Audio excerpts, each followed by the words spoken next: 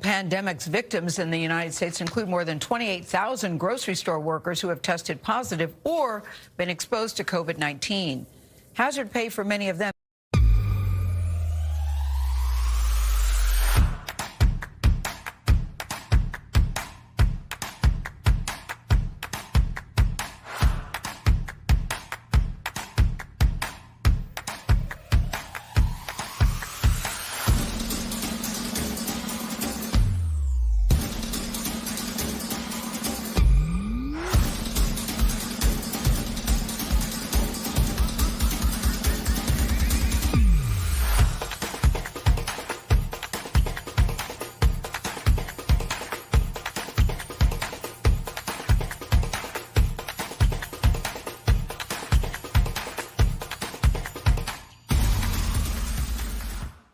ended months ago. Jonathan Vigliotti's in Long Beach, California, where the city council recently passed what they're calling a hero pay ordinance for its grocery workers. Good morning to you, Jonathan. Has there been any pushback to the new rule? And good morning to you, Gail. There has been a lot of pushback, primarily from Kroger, the parent company of this Food for Less. They say they can't afford to keep this store open, but employees that I have spoken with say that this store has never been busier. Anyone that has been in a grocery store can relate. You're going to hear from one woman who says this is a form of retaliation simply for asking for hazard pay she believes she deserves. Bertha Ayala has worked the butcher counter at the Long Beach Food for Less for 14 years. Last year was the busiest and hardest. When you go to work every day, do you worry about your health?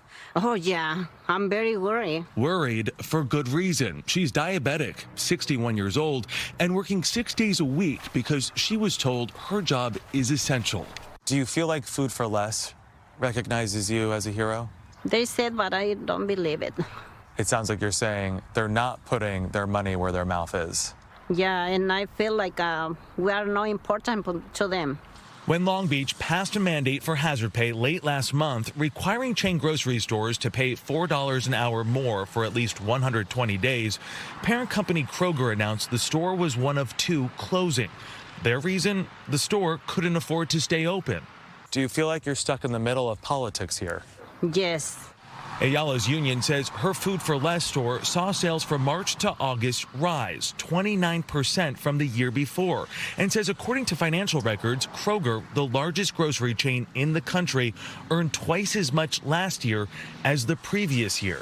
The hero pay ordinance has also prompted a lawsuit from the California Grocers Association.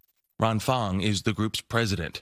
You know, the one thing that we do agree with is that our employees are our heroes. However, it is really unprecedented to have a city council demand what businesses should do with their wages. Fong says grocers should decide if they want to give employees hazard pay, and some have.